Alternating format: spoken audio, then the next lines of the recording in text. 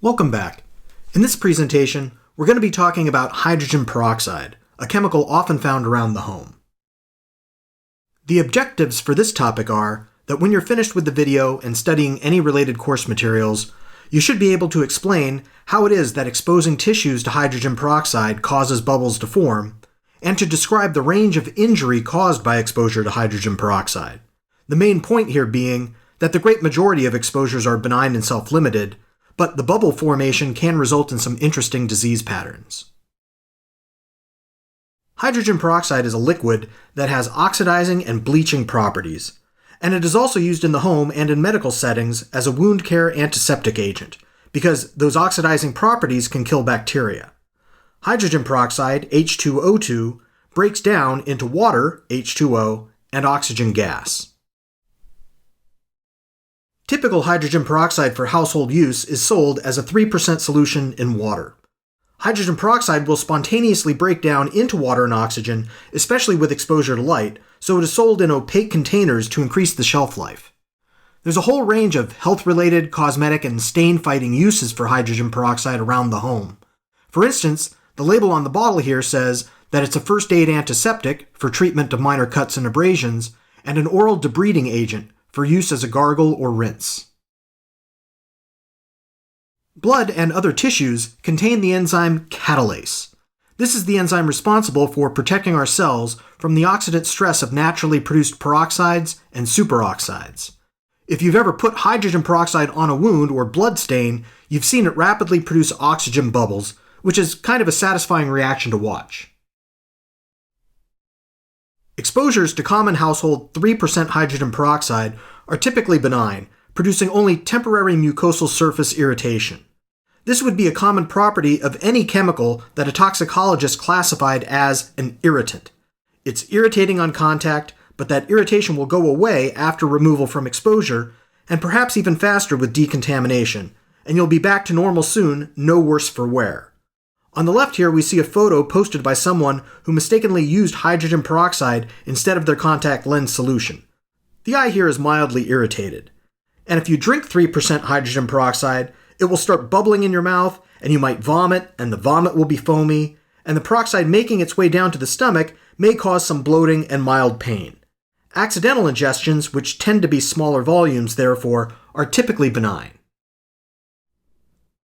However, large volume exposures, or exposures to more highly concentrated hydrogen peroxide, can cause more serious injuries.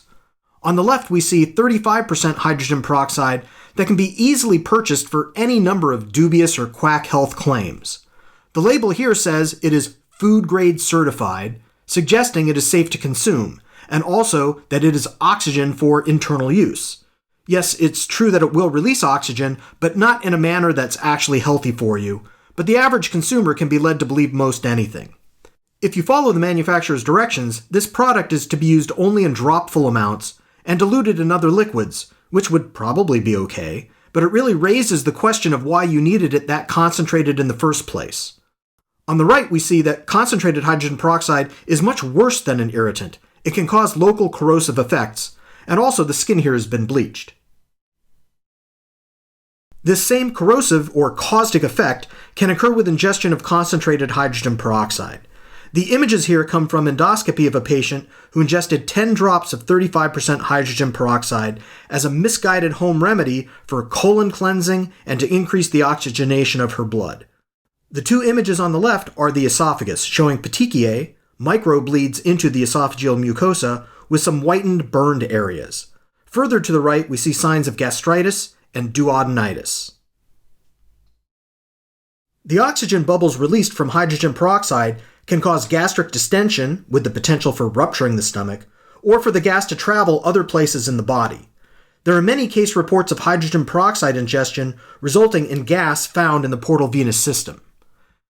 This is the liver, and on CT scan, it normally only has the texture that is seen here, gray and fairly homogeneous. You usually can never see the portal venous system, but the gas trapped in it shows up as these multiple black spots. In the coronal view on the right, you can also see portal venous gas and also GI pneumatosis, gas in other parts of the GI tract.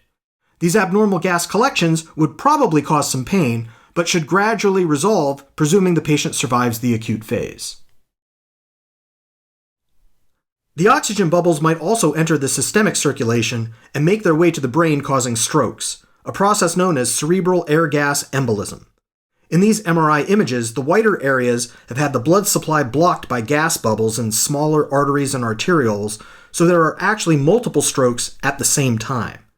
This is actually an indication for hyperbaric therapy, if it was available, since the increased pressure will reduce the size of the bubbles, helping to restore blood flow to the ischemic areas of the brain.